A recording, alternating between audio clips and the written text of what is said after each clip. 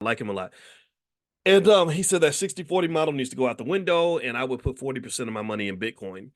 And I said, uh, um, I would be very careful about that for a couple of reasons. And I'm really saying this as a researcher who's looked at data over, from over 100 years. Um, that's been said before, not about Bitcoin, but about other investments.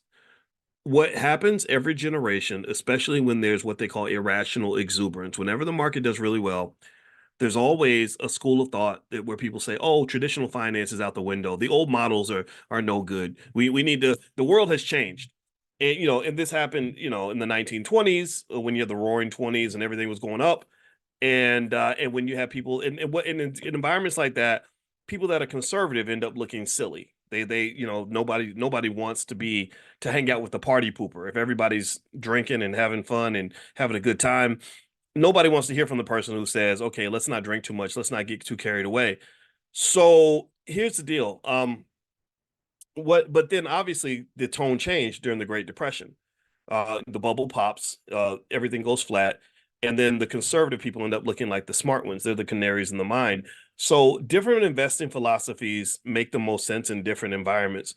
And so the reason I would say be really careful with Bitcoin, and I want you to always understand with investing, there's always a yin, there's always a yang. It's just like the moon. There's the light side and there's the dark side.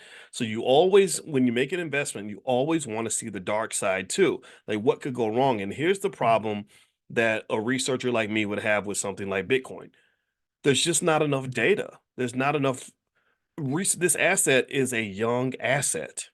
It's not like, Coca-Cola stock that's been around for over 100 years where you kind of know what the dynamics are. You can look at the statistics, you can look at the volatility, and you can analyze the skewness and understand the distribution, like of all the things that can happen with Coca-Cola stock. You have entire theories around how financial markets work, things like the efficient markets hypothesis and all that. I'm not going to get into that because I don't want to, it's not necessary. But basically, Bitcoin and crypto is a very dangerous market because it's not a well-established market. All of the variables that determine what a quality market looks like, transparency and liquidity and things like that, this market doesn't have those things. This is like moving into a dangerous neighborhood because there's lots of money in that neighborhood, but you might get robbed in the alley because you don't know what's going on in that community. So Bitcoin has been around, yes, since about 2009. That's not very long. That's not very long.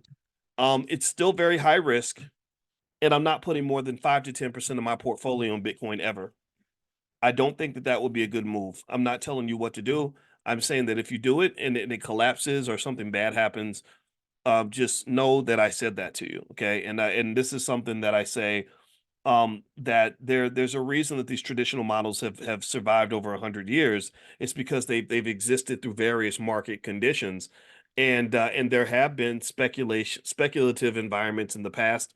The one of the first ones was about 300 years ago. People got really excited about owning tulips, and everybody for whatever reason they started buying these freaking tulips at insanely high prices, and they thought the price would keep going up because basically they would buy tulips assuming that someone is going to pay more than they paid for their tulips, and eventually the market collapsed and the price of tulips went down to what they really should have been, which is pretty much almost nothing.